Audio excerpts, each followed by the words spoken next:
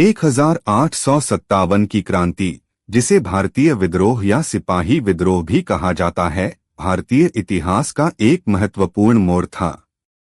यह एक ऐसी कहानी है जिसमें बहादुरी, संघर्ष और विश्वासघात की कई परतें हैं।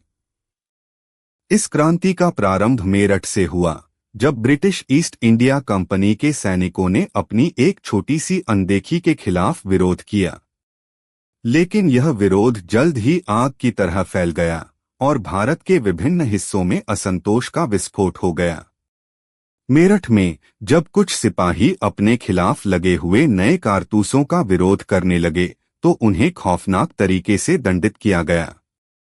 उन कारतूसों में गाय और सूअर की चर्बी का इस्तेमाल था, जिसे हिंदू और मुसलमान दोनों के लिए अपमानजनक माना गया। बस यहीं से क्रांति की पहली चिंगारी सुलगी। क्रांति का विस्तार, यह विरोध तुरंत ही दिल्ली, कानपुर, झांसी और लखनऊ जैसे प्रमुख शहरों में फैल गया। दिल्ली में बहादुर शाह जफर ने विद्रोहियों का समर्थन किया और उन्हें अपनी उम्मीदों का केंद्र बना दिया। लेकिन जैसे ही दिल्ली में सशस्त्र संघर्ष शुरू हुआ, तो हर कदम पर नई चुनौतियां सामने आने लगीं।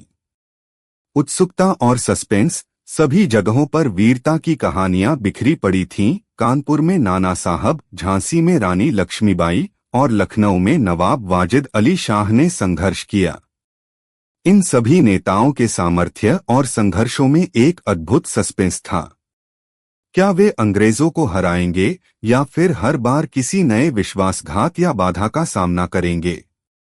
रानी लक्ष्मीबाई का संघर्ष सबसे रोमांचक था। उनका युद्ध कौशल, साहस और रणक्षेत्र में उनकी नायकी भारतीय इतिहास में हमेशा के लिए अमर हो गई।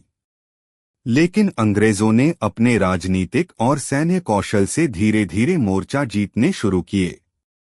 अंतिम क्षण अंततः इस क्रांति को दबा दिया गया।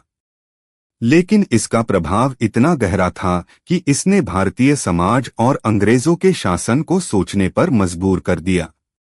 यह संघर्ष भारतीय स्वतंत्रता संग्राम के बीज के रूप में उभरा, जो बाद में महात्मा गांधी और अन्य नेताओं के नेतृत्व में स्वतंत्रता प्राप्ति तक चला। 1857 की क्रांति